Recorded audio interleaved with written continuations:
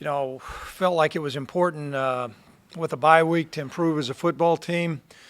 A lot of times that's not easy, particularly when you're playing an 0-2 football team coming in. But our guys had a really good week of practice, actually 2 weeks of practice. We made improvement. I thought our guys had a hard edge and played very focused football for the entire football game. We were able to get everybody in the game and came up with a convincing win, which is positive. So at this time, any questions? Zurich at this point? We'll see as the week goes along. He's got a shoulder issue, and I would think it'd be likely that he'll play against South Dakota State, but we'll have to see as the week goes along. What is the biggest positive that you saw from today's game? All three facets, and we didn't have a let-up. At times, you'll have either your offense get out of kilter because of, something will happen in a drive that will derail a drive. We were able to stay on the field. Defensively, even though at times, we had the roughing punter and certain things like that, guys still bowed up, kept them out of the end zone. And I thought we had some really good plays in special teams as well. Craig, you want to give a statement on passing Rocky? You know what? It's a collective effort, and it's a great program that we have here. And quite frankly, in the midst of everything, I know that it had been brought up, but really hadn't focused too much on it. I think it's a compliment to a whole lot of people, administration and sports staff and coaches and players. It certainly doesn't have much. I think it's been a positive to be able to stay at a school for 11 years, and that, quite frankly, in today's world does not happen very often. So great team win today, but I hadn't thought much about that. What about your day-to-day? I mean, you're starting off on national TV, and, probably something you never envisioned. No, you know what? When I interviewed with Gene several years ago, the vision was to win a national championship and return Bison football back to national prominence and sell the Fargo Dome out. With the events this last week, that exceeded any expectation or any vision that I had ever had. To have a national show like that come and showcase FCS football, but more importantly NDSU. I had not ever dreamed about that, and so it's great for our school, and it's great for our state, and certainly good for Bison football. Sounds like your players, if there was any concern that would have been a detriment or a distraction, as coaches like to say. I didn't see it out there. Did you notice anything? No, they were really good about it, Jeff, and that's part of the, I think, a stamp that this football team has. A lot of leaders on the football team, a lot of older players. They don't get too high, they don't get too low. They're able to take care of business at hand, and so, I think they enjoyed. We went down on the set last night, and they were able to get a glimpse of what the talent's like, and meet Lee Corso and all those things, which was great. But when they woke up this morning, and even last night, but when they woke up this morning, they had a great look in their eye. They were ready to play football and get another win.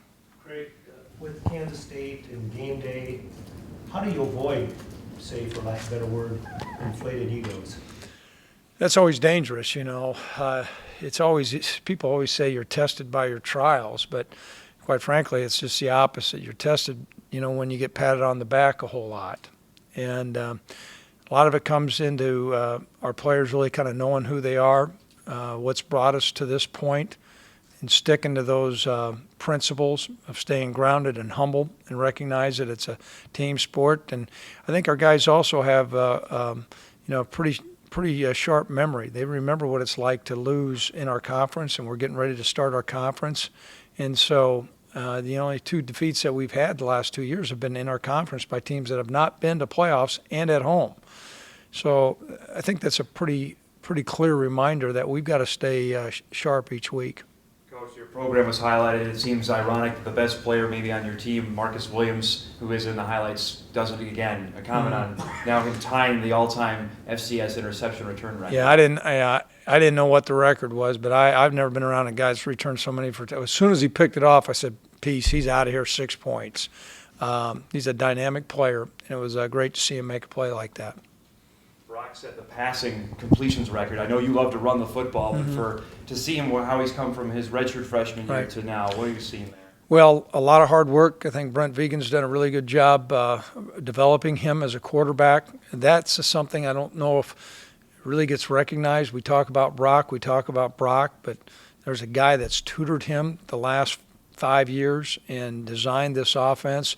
And so Brent Vegan has done a phenomenal job with Brock. And then Brock also has improved each year.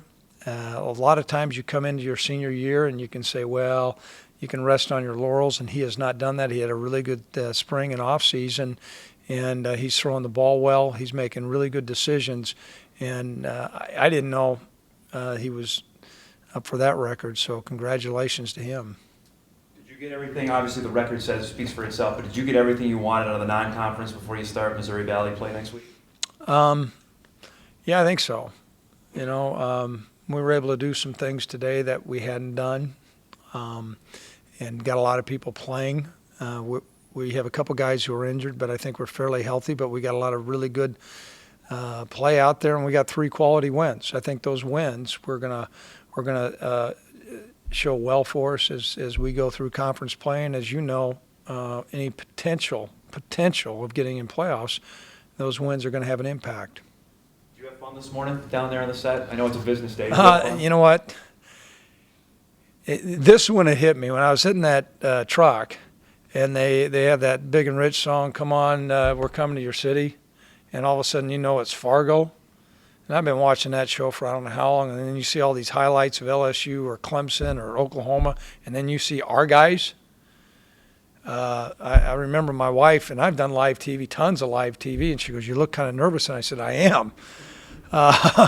So I walked out there, and the thing that made me uncomfortable, they started powdering my head. I did not know that, so I had to laugh, and all the fans went nuts. So that was probably as much fun as I had. On that lighter note, Coach, you and the university opened up the doors to ESPN all week. They mic'd you up during practice and tons of exposure for your players. They responded to getting their biggest win of the season. You're going to open your doors to us now more often during the season. Oh! Whoa, touche, touche, touche. What's good is for the goose, for the good for the gander. What do you think of that, Kolpak, huh? I'm going to have to process that one. That's a good point. Yeah, I may have been painted into a corner there. Next question. We're about ready to end this press conference. It's starting to get kind of heated in here.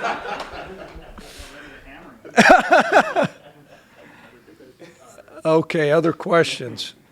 All right, guys, thanks a lot. You got some great players coming in here to talk to.